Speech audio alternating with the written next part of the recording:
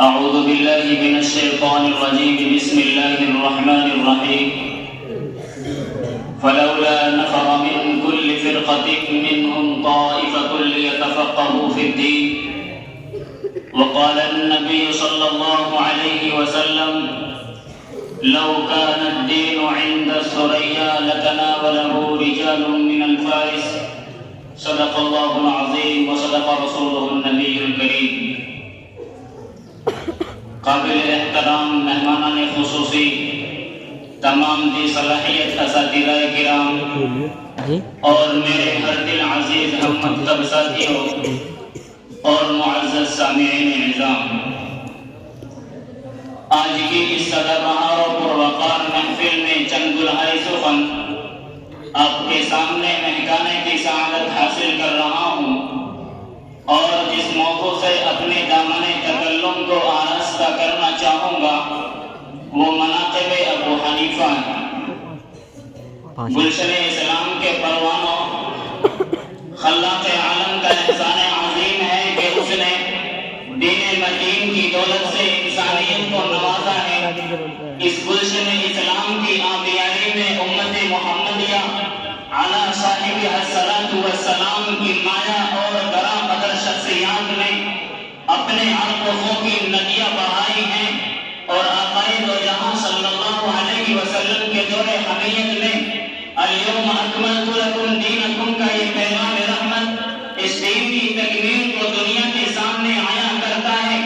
اور حضرات صحابہ کرام کے زمانے میں وَلَيُمَكِّنَنَّ لَهُمْ دِينَهُمْ کا یہ اب رحمت اس دین کی تمکین کو اطراف عالم میں مستحکم کرتا ہے۔ پھر تیسرے زمانے میں چشم فلک نے مشاہدہ کیا ہے جس میں اس دین کی تجوید کا ستارہ افق عالم پر چمکتا ہے، اور اس کا طلوع اقتدار اپنے سروں پر سجانے والے وہ فقہائے عظیم ہیں جو قلم و قلم کے زیور سے آراستہ ہو کر اس دین حنیف کو پابند کتابت کرتے ہیں۔ ان فقہاء کے سردار و سرخیل فقیہ دورہ امام اعظم ابو حنیفہ ہیں۔ امام اعظم ابو حنیفہ وہ نایاب شخصیت ہے جنہوں نے سب سے پہلے علم حدیث اور علم فقہ کو مدون کیا۔ امام اعظم ابو حنیفہ وہ نایاب گوہر ہیں جنہوں نے انسانی زندگی میں پیش آمدہ تمام مسائل یکجا کیے۔ امام اعظم وہ ہیں جنہوں نے 70 صحابہ کا زمانہ پایا۔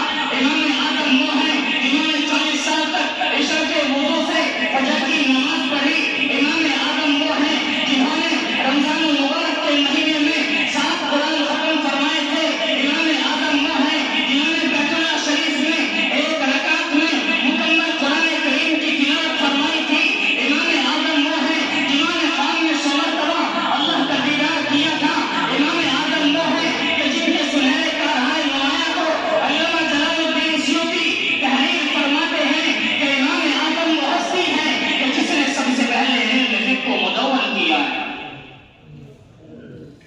لیکن افسوس کہ ان تاریخی ثبوت و شواہد کے باوجود عصر حاضر کے کچھ گور چشموں اور کج فہموں نے آپ کو علم حدیث سے نامرد قرار دیا ہے۔ کبھی تو آپ کو صرف 3 حدیثوں کا حافظ قرار دیا جاتا ہے، تو کبھی آپ پر احسان کر کے یہ تعداد 17 تک پہنچا دی جاتی ہے۔ آج میری ان احمقوں سے، ان بیوقوفوں سے، ان نادانوں سے فقط یہ عرض ہے کہ آنکھیں اگر ہو بند تو دن بھی آتے ہیں، آنکھیں اگر ہو بند تو دن بھی آتے ہیں، اس میں بڑا قصور کیا ہے آپ کا ہوگا؟ سامعین محترم، آپ یقین مانیے اگر وہ دین کی حفاظت کے لیے سینہ سپر نہ ہوئے ہوتے، اگر وہ بھی تملق پسندی اور مداحنت پرستی کا العیاذ باللہ شکار ہو جاتے، اگر وہ بھی چلو تم ادھر کو ہواؤں و جگر کی جیسے دل فریب ناروں سے گھبرا کر تسلل فی الدین، ایمان و عقیدے کی حفاظت و صیانت، علوم اسلامیہ کی ترویج و اشاعت، رسالت محمدیہ کی تبلیغ و دعوت کی ذمہ داریوں سے کنارہ کش ہو جاتے، تو شاید آج پورے بڑے صغیر میں حق و باطل کا امتیاز ختم ہو چکا ہوتا۔ سنت و شریعت کے نام پر شرک و بدعت کا کاروبار اپنے عروج پر ہوتا، اور حقیقی اسلام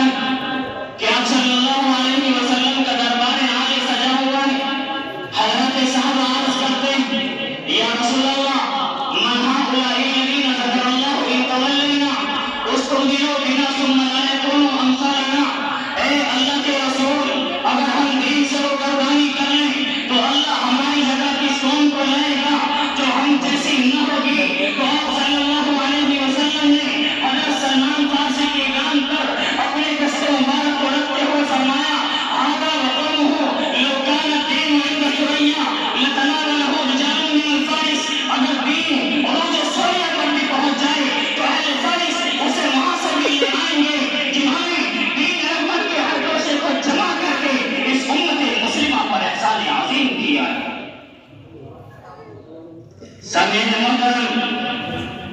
اللہ تبارک و تعالیٰ نے امام اعظم کو جو بنا فراست و ذکاوت سے نوازا تھا، آپ مشکل سے مشکل مسئلے کو اتنی آسانی سے حل فرماتے تھے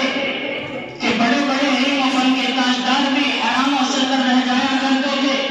یہی وجہ ہے کہ وقت کے جبال علم و علماء اور فقہ و حدیث کے آفتاب و مہتاب نے بھی آپ کی فراست و ذکاوت کے اعتراف کیا ہے، اور نہ صرف آپ کے معتقدین بلکہ معاصرین و متعصبین نے بھی اس حقیقت کا اظہار کیا ہے۔ عبداللہ ابن مبارک فرماتے ہیں کہ میں نے فہم و فراست میں ابو حنیفہ سے بڑھ کر کسی کو نہیں پایا، اور آپ نے یہ بھی فرمایا کہ اگر ابو حنیفہ کی عقل کو نصف اہل زمین کی عقل سے توڑے تو ابو حنیفہ کی عقل ہم پر غالب آ جائے۔ مختصر یہ ہے کہ ہمارے ان اسلاف امت نے شریعت اسلامیہ کو خالص قرآن و سنت کی بنیادوں پر قائم اور باقی رکھنے میں اپنی ساری توانائیاں، ساری قوت و طاقت نچوڑ دی۔ اعلاء کلمت اللہ کے لیے انہوں نے اپنی پیٹھ پر کوڑے بٹھائے، پابند سلاسل و زندہ ہونا بھی گوارا کیا، بھوکا پیاسا رہنا بھی منظور کیا، مشکل سے مشکل ترین حالات سے دوچار ہوئے، گھر سے بے گھر ہوئے، مگر اپنے جیتے جی اسلام اور ہوتے سارے اصول و قوانین پر ذرا بھی آنچ نہ آنے دی، اور آج بھی ہمارے علماء اسی ذمہ داری کو الحمدللہ ثم الحمدللہ انجام دے رہے ہیں، اور انشاءاللہ کا علامت دیتے رہیں گے۔ اس لیے مسلمان بھائیوں، اور ہم سب مل کر عزم مصمم کریں کہ شریعت حقہ کی پاسبانی کریں گے اور اس کی حفاظت کے لیے جان توڑ محنت کریں گے۔ اللہ رب العزت ہم سب کو امام اعظم ابو حنیفہ کی اتباع کرنے والے بنائیں، اور آپ کے نقش قدم پر چلنے کی توفیق عطا فرمائیں، اور آپ کے درجات کو بلند فرمائیں۔ آمین۔ وآخر دعوانا